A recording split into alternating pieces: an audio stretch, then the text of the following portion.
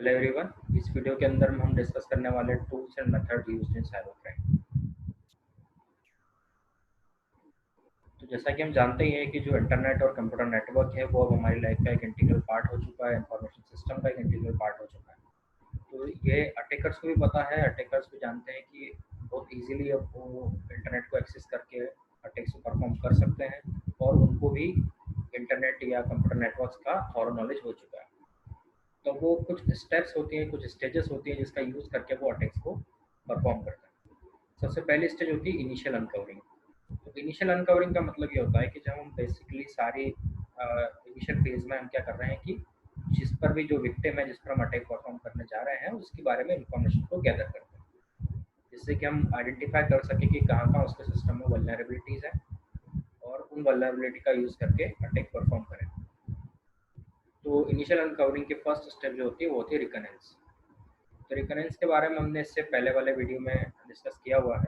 अगर आपने वो वीडियो नहीं देखा है तो मैं रिकमेंड करूँगा कि आप वो वीडियो पहले देखें, तो आपको ज़्यादा इजीली समझ में आएगा कि रिकरेंस के अंदर में हम करते क्या हैं। तो बेसिकली रिकरेंस के अंदर में हम अटैकर जो है वो गैदर करता है इंफॉर्मेशन अबाउट द विक्टिम। जितनी ज़्यादा इंफॉर्मेशन उसको मिल सके उतनी ज़्यादा इंफॉर्मेशन गैदर करने की कोशिश करता है। और फिर सेकेंड अटेम्प्ट स्टेप जो होती है इसकी, उसके अंदर में अटैकर जो है ज़्यादा से ज़्यादा इन्फॉर्मेशन जो उसने रिकरेंस से गैदर की उसको अनकवर करने की कोशिश करता है और जो कंप्यूटर इंटरनल नेटवर्क है किसी ऑर्गेनाइजेशन का उसको एक्सेस करने की कोशिश करता है। सेकंड स्टेज आती है अटैक की, वो होती है नेटवर्क प्रॉप्स।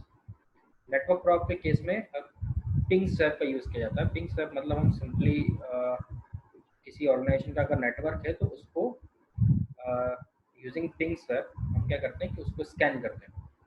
उस नेटवर्क में ये देखते हैं कि कौन कौन से नोड जो है वो अभी एक्टिव स्टेट में है। और एक बार आप ऐसे नोड्स आइडेंटिफाई कर लेते हैं जो कि एक्टिव स्टेट में है, फिर उन नोड्स के ऊपर पोर्ट स्कैनिंग परफॉर्म की जाती है, पोर्ट स्कैनिंग टूल्स का यूज़ करके, ताकि पता चल सके कि किस पर्टिकुलर नोड पे कौन कौन सी प्रोसेस रन हो रही है और किस प्रोसेस को एज अ वल्नरेबिलिटी यूज़ कर सकते हैं। थर्ड स्टेप में is crossing the line towards electronic crime, it is E crime. इस स्टेप में अब जो अटैकर है वो अटैक परफॉर्म करना स्टार्ट करता है और एक्सप्लॉइट करना स्टार्ट करता है जो होल्स उसको मिल रहे हैं सिस्टम के अंदर में उनको। फोर्थ स्टेप में इज कैप्चरिंग द नेटवर्क। एक बार वो अटैक परफॉर्म जो करता है तो उसमें सबसे मेन काम वो करता है कि नेटवर्क को कैप्चर करने की कोशिश करता है, उस पर उसको ऑन करने की कोशिश करता है। एक बार अगर उसके पास में गेन अटैकर ने गेन कर लिया नेटवर्क को, उसके सारे कंट्रोल्स अपने पास अगर गेन कर लिए तो उसके बाद में आसान हो जाता है उसको आगे के स्टेप्स में, जो कि हमारी फिफ्थ स्टेप है, that is grab the data. इस स्टेप के अंदर में क्या करता है, एक बार उसने जब कैप्चर कर लिया नेटवर्क तो फिर अटैकर क्या करता है उसका एडवांटेज, उसकी जो पोजीशन है उसका एडवांटेज लेने की कोशिश करता है और जो भी कॉन्फिडेंशियल डेटा है, कस्टमर क्रेडिट कार्ड की इंफॉर्मेशन है, वेब पेजेस हैं, उनको स्टील करने की कोशिश करता है, चुराने की कोशिश करता है और इवन दूसरी साइड्स पर अटैक्स भी परफॉर्म करने के लिए आपका नेटवर्क का यूज़ कर सकता है। लास्ट स्टेप जो होती है इसकी होती है कवरिंग ट्रैक्स। ये इस स्टेप के अंदर में क्या होता है कि अब ये इसने जो भी एक्टिविटीज़ परफॉर्म करी है नेटवर्क में वो अपना एक फुटप्रिंट छोड़ता हुआ है। तो अगर वो फुटप्रिंट को उसको उन फुटप्रिंट्स को अगर वो कवर नहीं करेगा तो जो भी पता लगाना चाहेंगे कि अटैक कहाँ से परफॉर्म हुआ उनके लिए वो ईजी हो जाता है उन फुटप्रिंट्स का यूज़ करके अटैकर तक पहुँचना। इसलिए लास्ट स्टेप में वो ये करता है कि जो फुटप्रिंट्स हैं उसके उनको कवर करने का काम करता है ताकि कोई उस तक आगे पहुँच ना सके। इसके अंदर कुछ टूल्स वगैरह जो यूज़ किए जाते हैं उनमें से फर्स्ट रहता है प्रॉक्सी सर्वर और एनोनिमाइजर्स। तो जो प्रॉक्सी सर्वर क्या होता है, एक इंटरमीडिएटरी कंप्यूटर होता है, या हम कह सकते हैं एक नेटवर्क पर एक इंटरमीडिएट कंप्यूटर होता है जो कि दो नोड्स के बीच में या कंप्यूटर और नेटवर्क के बीच में कनेक्शन को इस्टेब्लिश करता है।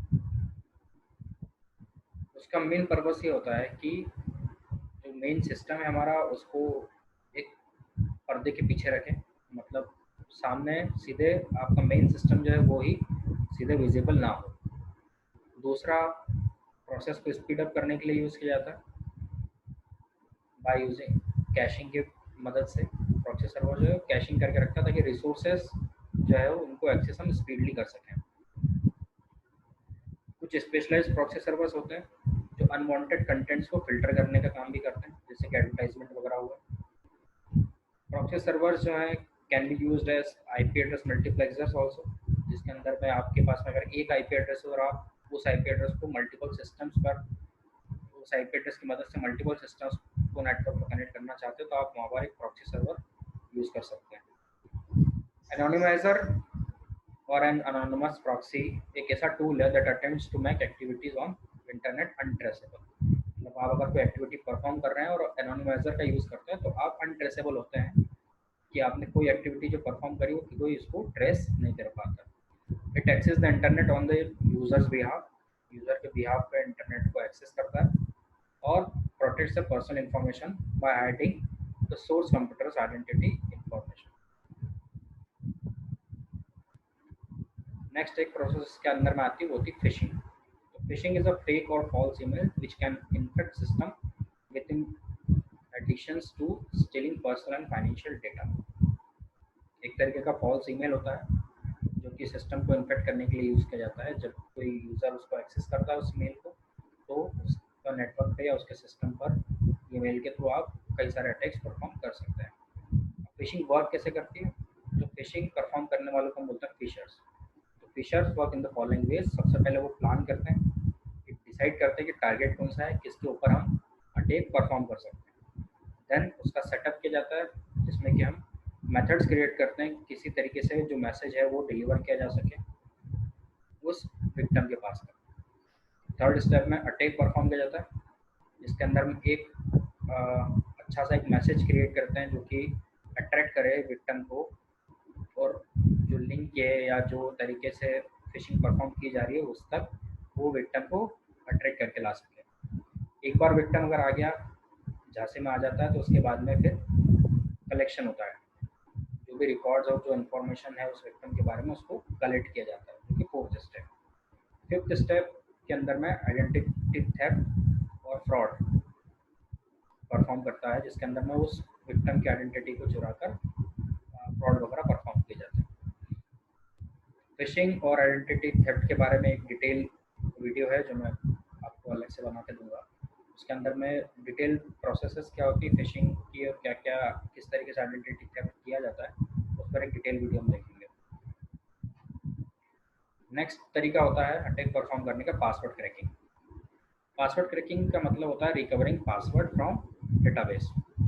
किसी भी डेटाबेस में जो पासवर्ड्स वगैरह हैं उनको रिकवर करना।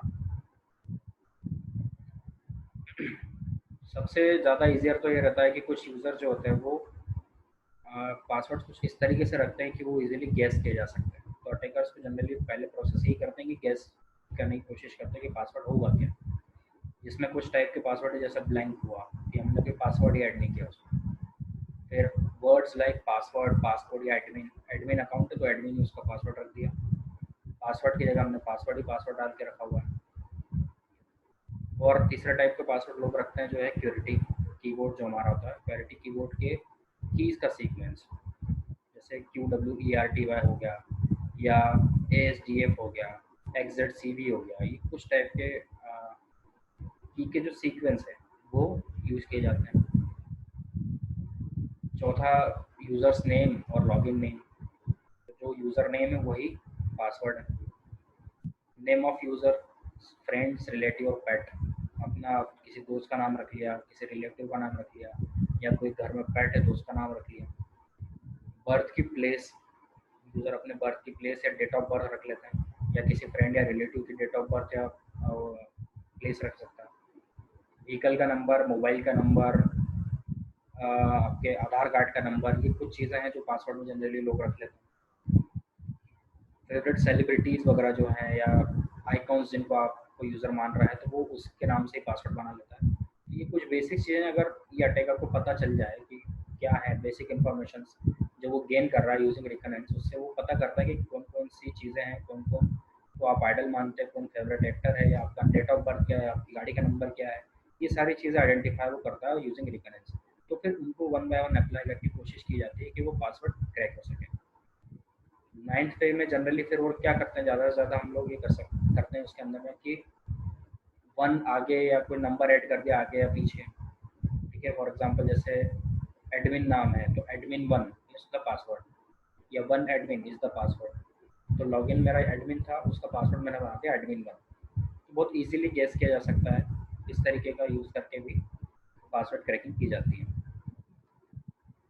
अब ऑनलाइन अटैक और ऑफलाइन अटैक, ये दो टाइप के अटैक्स होते हैं। तो जो most popular online attack is man in the middle attack, जिसके अंदर में एक पर्सन जो है वो यूज़र और सर्वर दोनों के बीच में नेटवर्क के अंदर कनेक्ट हो जाता है, और जो भी कम्युनिकेशन हो रहा है फ्रॉम यूज़र टू सर्वर उसको स्नीप करता रहता है using eavesdropping. Man in the middle attack को हम बकेट ब्रिगेड अटैक भी बोलते हैं और या जेनस अटैक भी बोलते हैं।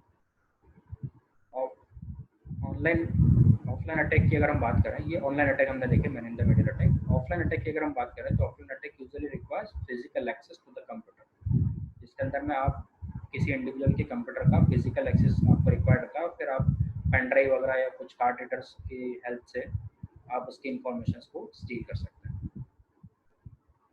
अब बात करते हैं अगर हम पासवर्ड में स्ट्रॉन्ग, वीक और रैंडम पासवर्ड्स की।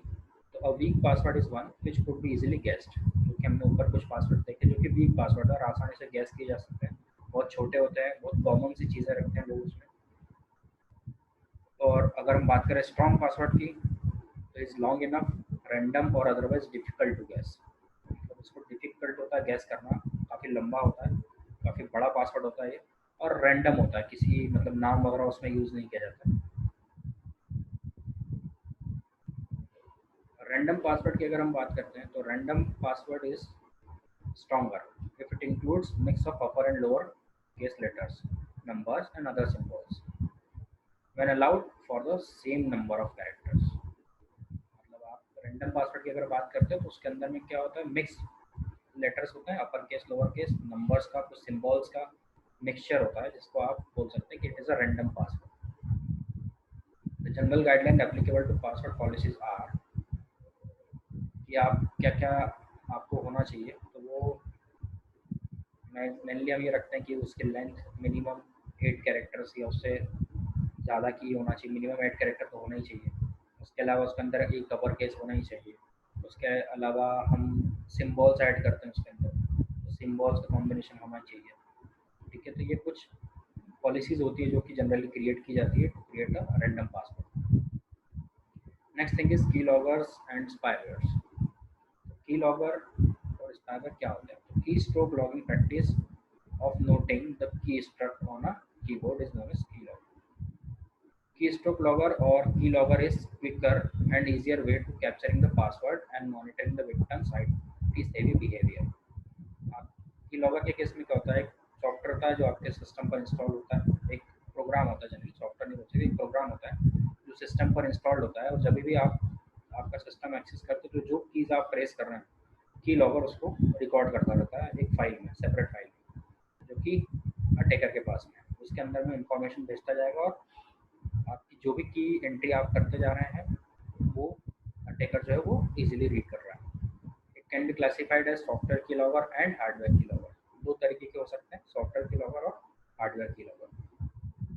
Software keyloggers are software programs installed on computer system which usually are located between the OS and the keyboard hardware, and every keystroke is recorded, जिसको कि आप OS और keyboard hardware के बीच में locate करते हैं, और हर की स्ट्रोक जो है उसको ये रिकॉर्ड करता रहता है। हार्डवेयर की लॉगर की अगर हम बात करें तो hardware key logger are small hardware devices connected on the PCs and or to the keyboard and save every stroke into the file or in the memory of the hardware device। Generally ATMs वगैरह पर जो आप देखते हैं तो उसमें ATM के ऊपर मशीन से होती हैं, उनके जो कीपैड्स होते हैं उनकी जगह पर एक हार्डवेयर डिवाइस लगा दिया जाता है। वो क्या करता है कि जो भी की प्रेस करी गई है उनको रिकॉर्ड करता रहता है अपने हार्डवेयर के मेमोरी के अंदर। और जब विक्टिम, जब भी जो अटैकर है जब वापस ATM पर जाता है और वो हार्डवेयर डिवाइस निकाल के ले आता है, और उसके अंदर जो भी इंफॉर्मेशन रहती है वो इजीली फिर उसको एक्सेस कर पाता है। ये कीलॉगर जो होते हैं हार्डवेयर कीलॉगर, वो एकदम इंटीग्रेटेड पार्ट लगते हैं सिस्टम का। आप उसको अलग नहीं कर पाते हैं, मतलब ऐसा अलग सा नहीं दिखता है कि वो कुछ अलग डिवाइस लगी हुई है, इजीली गैस नहीं कर सकते कि ये कोई हार्डवेयर की लॉगर लगा हुआ है।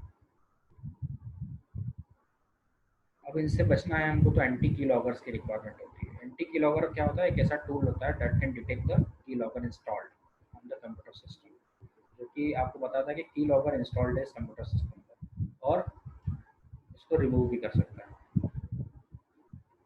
Firewall cannot detect the installation of keylogger on the system, hence anti-keylogger can detect installation of the keylogger। हम सिंपल फायरवॉल की मदद अगर लेते हैं तो वो keylogger इंस्टॉल्ड ये नहीं बता पाएगा, इसलिए हमको एंटी keylogger की रिक्वायरमेंट रहती है।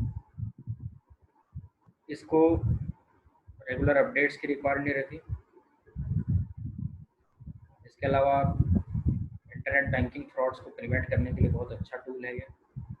It prevents IT theft, identity theft जो उसको भी बचाता है ये। It secures emails and instant messaging chat, जो आप ईमेल्स वगैरह भेज रहे हैं, किसी को कॉन्फिडेंशियल ईमेल भेज रहे हैं या कोई मैसेजिंग कर रहे हैं या चैटिंग कर रहे हैं किसी पर्सन से, तो वो चैटिंग को भी सिक्योर रखता है। Next is spyware.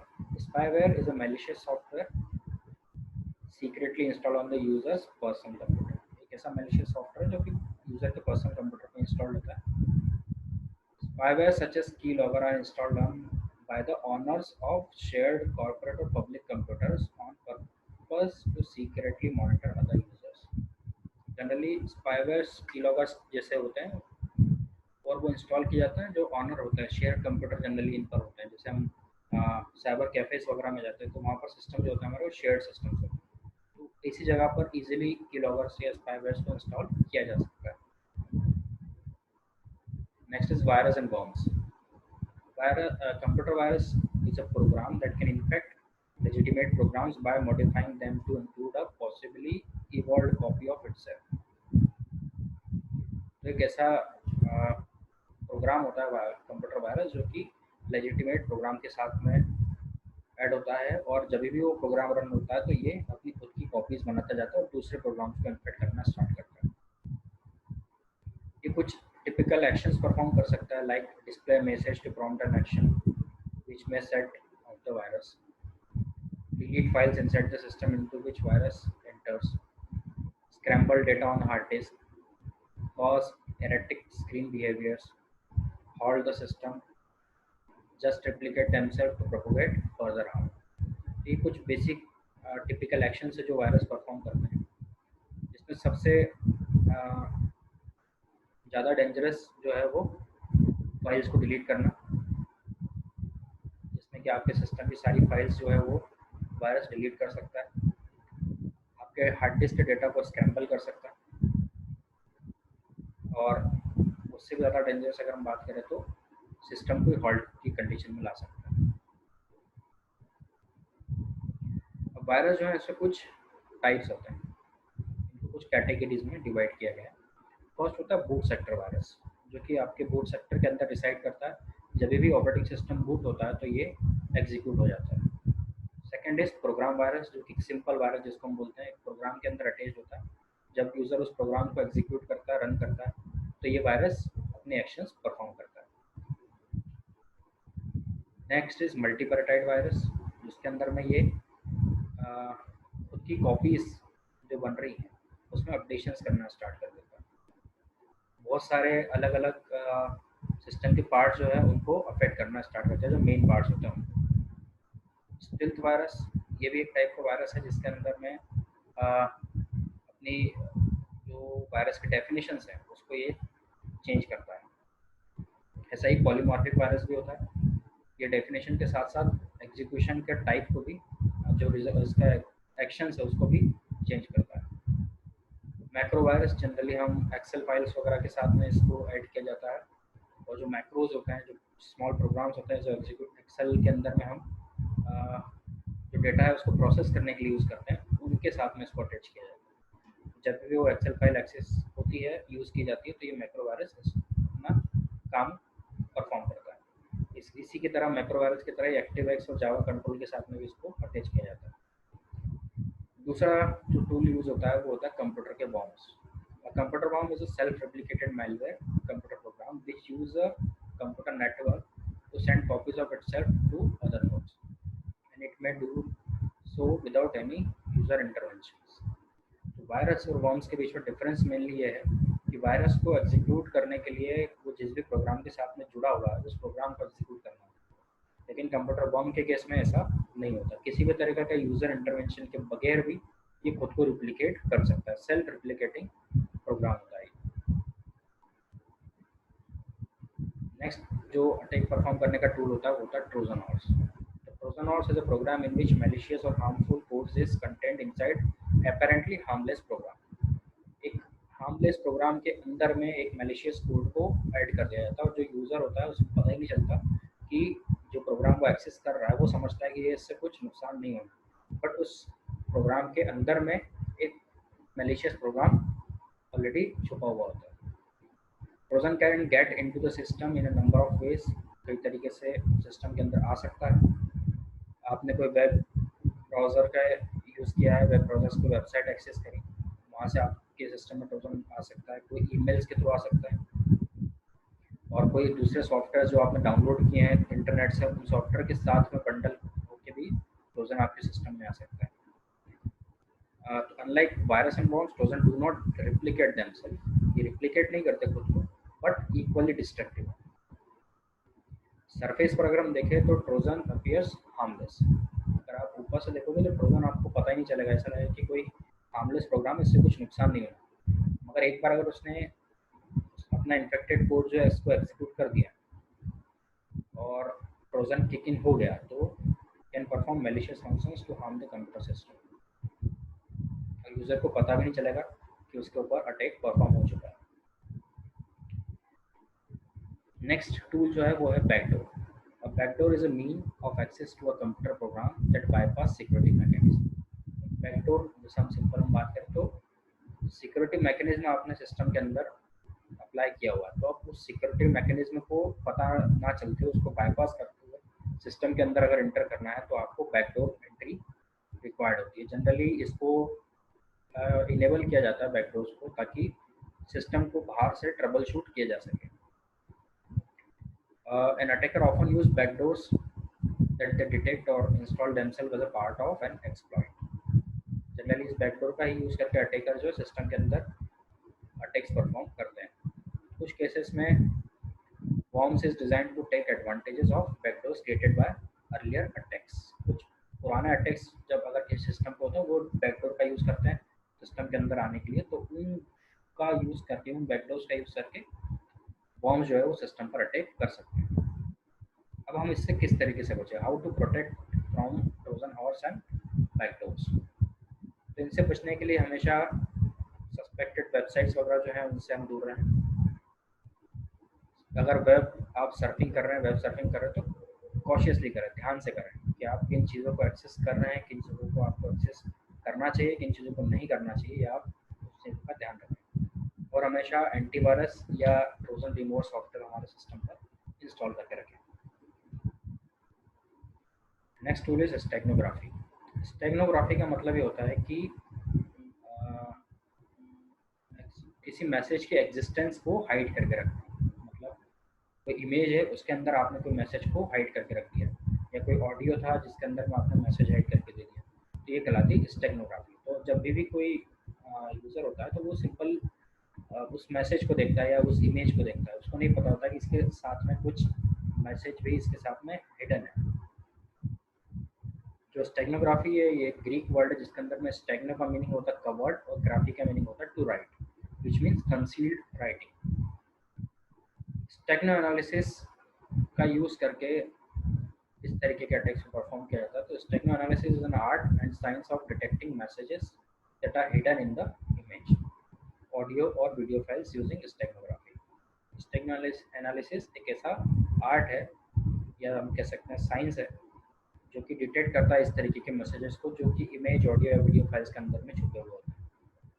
Automated tools are used to detect such steganographed data और information hidden in the images. इसके लिए कुछ tools, automated tools already available हैं जिसका हम यूज़ कर सकते हैं।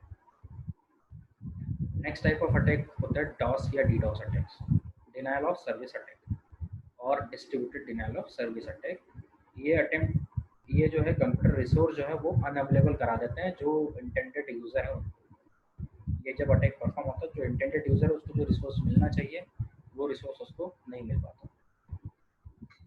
द अटैकर इसके अंदर में क्या करता है कि जो बैंडविड्थ है विक्टिम के नेटवर्क की उसको फ्लड कर देता है बाय, या उसके हम कह लें कि उसका ईमेल जो है, ईमेल का इनबॉक्स जो है उसको बहुत सारे मेल्स भेज के उसको फुल कर देते हैं। तो जो ऐसे कंडीशन में क्या होता है कि बहुत सारे मैसेज जब आ रहे होते हैं तो एक क्यू जैसी बन जाती है और उसके मेल बॉक्स के अंदर, तो जो एक्चुअल मैसेजेस उसको मिलना है वो उसको नहीं मिल पाते, या बैंडविड्थ उसके नेटवर्क की बढ़ा यूज़ कर ली बहुत सारी, बहुत फ्लडिंग की हेल्प से बैंडविड्थ यूज़ कर ली, तो उस केस में जो एक्चुअल एक्सेस उसको मिलना चाहिए था, जो एक्चुअल बैंडविड्थ उसको यूज़र को मिलना चाहिए वो उसको नहीं मिल पाती।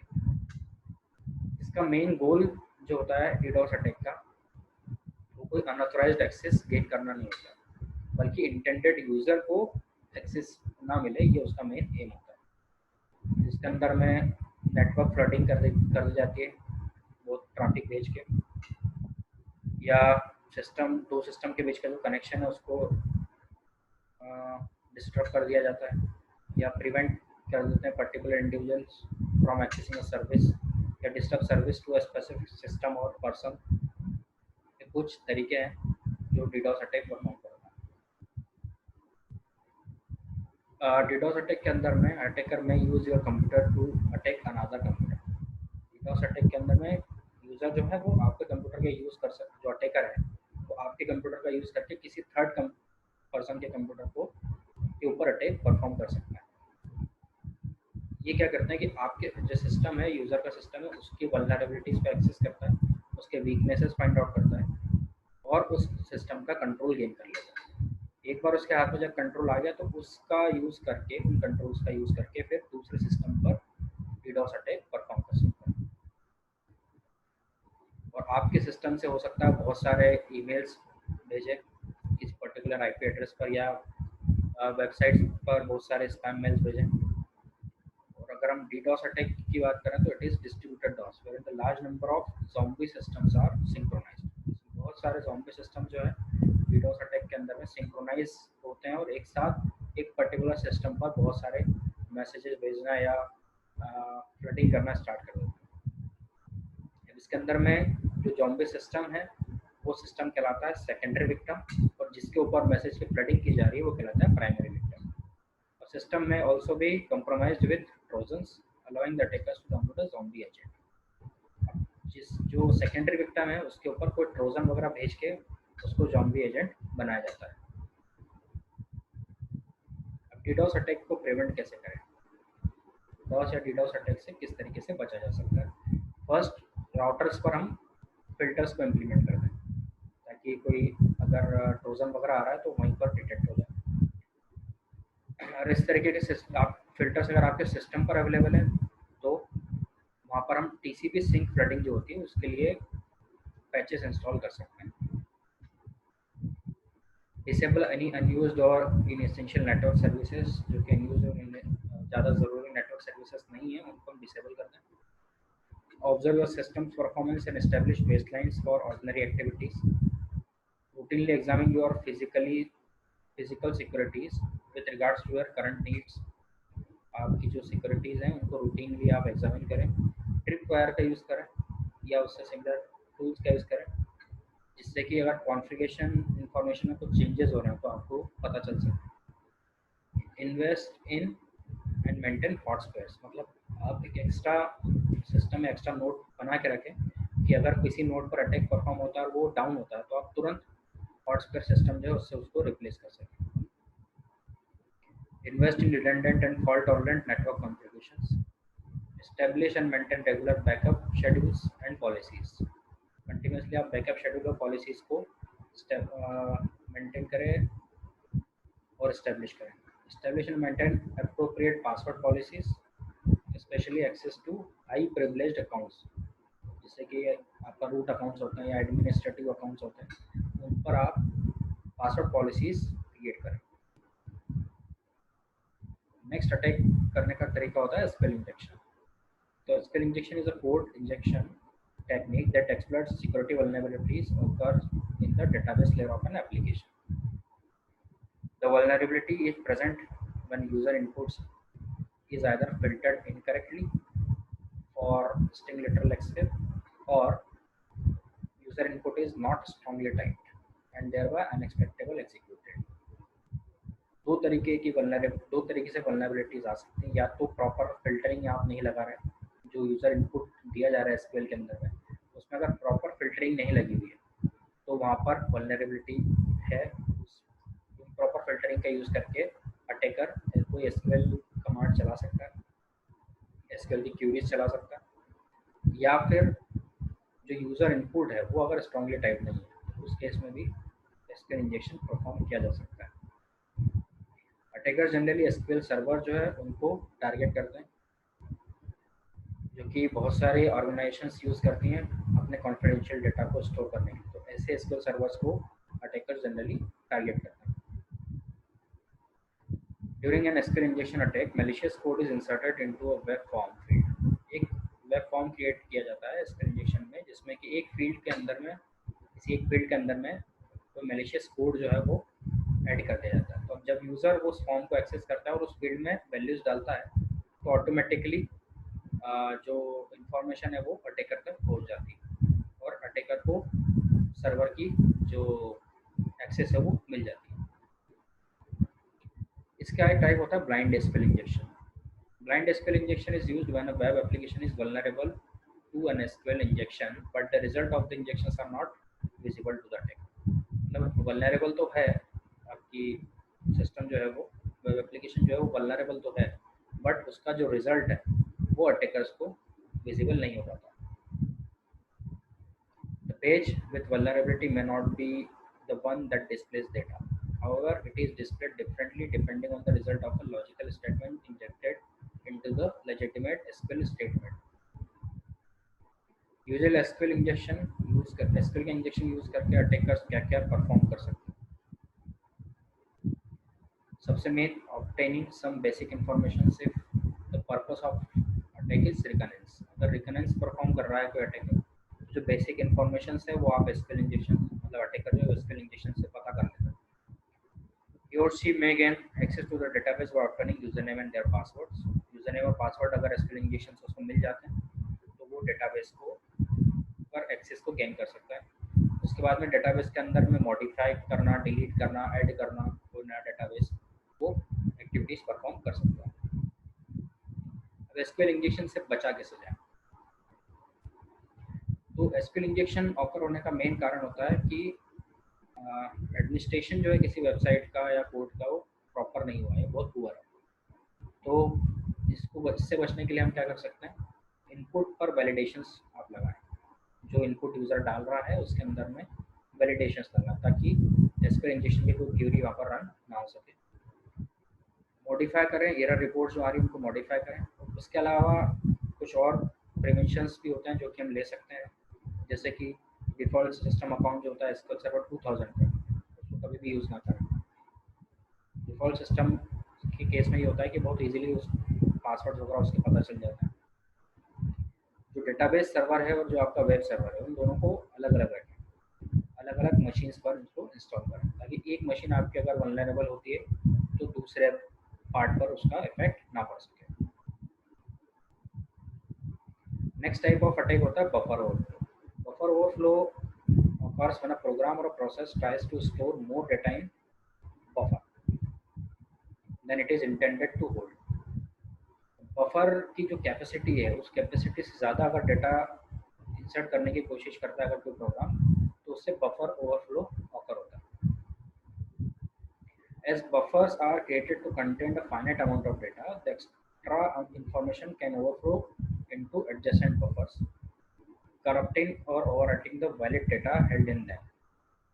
सिंपल सी बात है, अगर हमारा जो बफर है वो एक finite amount of data store कर सकता है, तो जो एक्स्ट्रा इंफॉर्मेशन आ रही है वो उस बफर को ओवरफ्लो कर देती है और उससे क्या होता है कि जो उसके पास के दूसरे बफर्स होते हैं उनमें वो डेटा फीड इंसर्ट होना स्टार्ट हो जाता है, जिससे कि जो वैलिड इंफॉर्मेशन जो दूसरे बफर होल्ड करके रखते हैं वो करप्ट होना स्टार्ट होती है। Although it may occur accidentally through programming errors, buffer overflow is an increasingly common type of security attack on data integrity.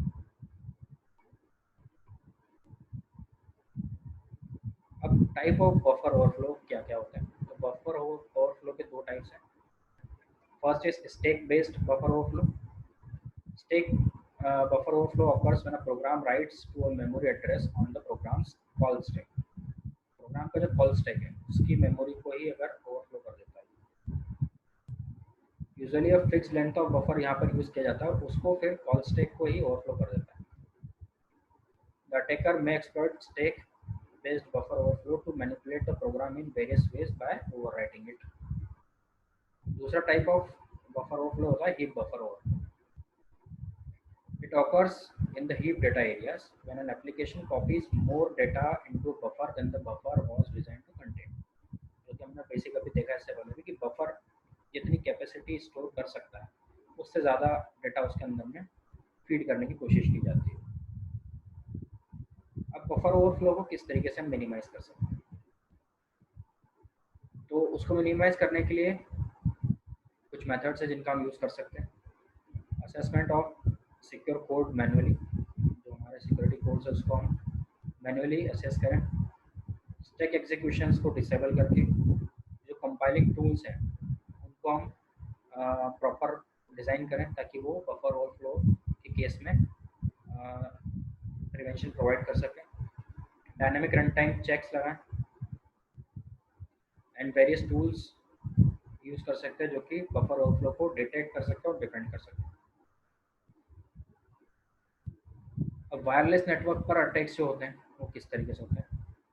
तो जो हम जानते हैं कि जब जो लोग हैं जो ट्रैवल वगैरह करते हैं उस समय भी उनको वर्क होते ही।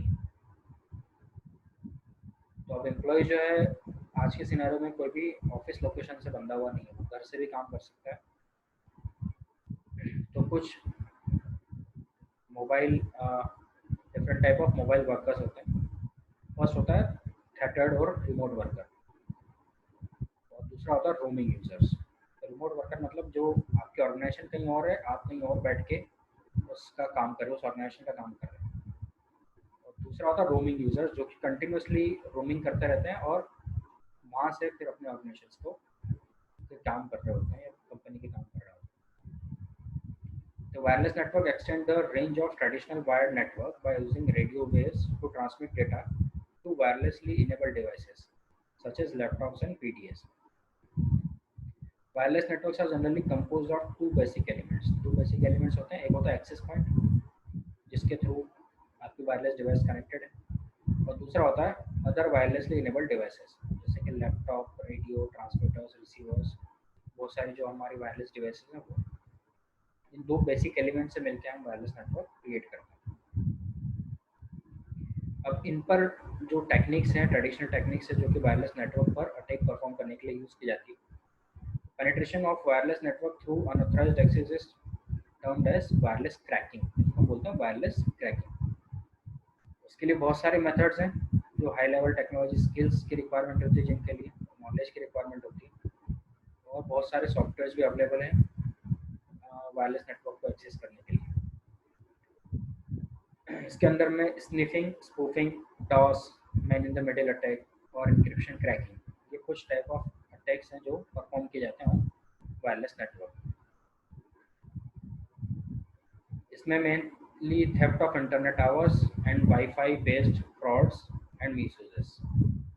मेनली जो वायरलेस नेटवर्क पर अटैक किए जाते हैं वो इंटरनेट आवर्स की चोरी करने के लिए या वाईफाई बेस्ड जो फ्रॉड्स होते हैं उनको परफॉर्म करने के लिए किए जाते हैं। इसके अंदर हम देखते हैं कि जो होम यूज़र्स होते हैं अपने वाईफाई नेटवर्क उनके अगर प्रॉपरली सिक्योर नहीं है तो वो ईजिली एक्सेसिबल होते हैं। जो अटैकर है उनके वाईफाई नेटवर्क को एक्सेस करके अपनी सर्विंग परफॉर्म कर सकता है। तो इससे ये होता है कि उनका इंटरनेट आवर जो है, यूज़र का इंटरनेट आवर जो है वो कम हो जाता है। और मान लीजिए अगर वो कोई मैलिशियस वेब पेज पर विजिट करता है तो सारा कुछ जो ब्लेम है वो विक्टिम पर आ सकता है। As the network becomes stronger and more prevalent, more of the signals are available outside the home for the subscriber, spilling over into neighbor's apartment, always and the street. Be careful with use of WAPs when you are using WAP to gain access to the computer on a network. Be aware of local laws where you are doing it because things can become dangerous from security and privacy as well as legal perspectives. अब किस तरीके से हम wireless network को secure कर सकते हैं? सबसे पहला, चेंज द डिफ़ॉल्ट सेटिंग्स। जो हमारी डिफ़ॉल्ट सेटिंग्स है किसी इक्विपमेंट की, कंपोनेंट की जो वायरलेस नेटवर्क में कनेक्टेड है, उसकी डिफ़ॉल्ट सेटिंग्स को चेंज करें। WPA या WEP इंक्रिप्शंस को इनेबल करें। SSIDs जो हैं, डिफ़ॉल्ट SSIDs जो हैं उनको चेंज करें। मैक एड्रेस फ़िल्टरिंग जो होती है उसको इनेबल करें। रिमोट लॉगिन्स अगर आपने इनेबल कर रखे हैं तो वो आप डिसेबल कर सकते हैं। SSID ब्रॉडकास्ट, जो सिक्योर सॉकेट आईडीज़ होती हैं ब्रॉडकास्ट, उनको डिसेबल करें, उनके ब्रॉडकास्ट को डिसेबल करें। Disable the feature that are not used in APs। Avoid providing the network a name which can be easily identified. आपके नेटवर्क को ऐसा नाम ना दें जो कि इजीली आइडेंटिफाई हो सके। Connect only to secured wire network. आपकी डिवाइस जो है वो जब भी आप अदर देन आपके नेटवर्क से कनेक्ट करते हो तो सिक्योर वायरलेस नेटवर्क से ही कनेक्ट करें। Upgrade routers firmware periodically. जो आपका राउटर है उसका जो फर्मवेयर है उसको पीरियडिकली आप अपडेट भी करें। तो these are all the tools which can be used to perform an attack. और जो अटैकर इन टूल्स का की मदद से सिस्टम्स पर अटैक परफॉर्म करता है। आई होप कि आपको इस वीडियो में जो चीज़ें हमने कवर की हैं वो समझ में आया होगा। स्टिल अगर आपके कुछ क्वेश्चन है, कुछ क्यूरीज हैं तो आप मुझे कमेंट करके पूछ सकते हैं। Thank you very much.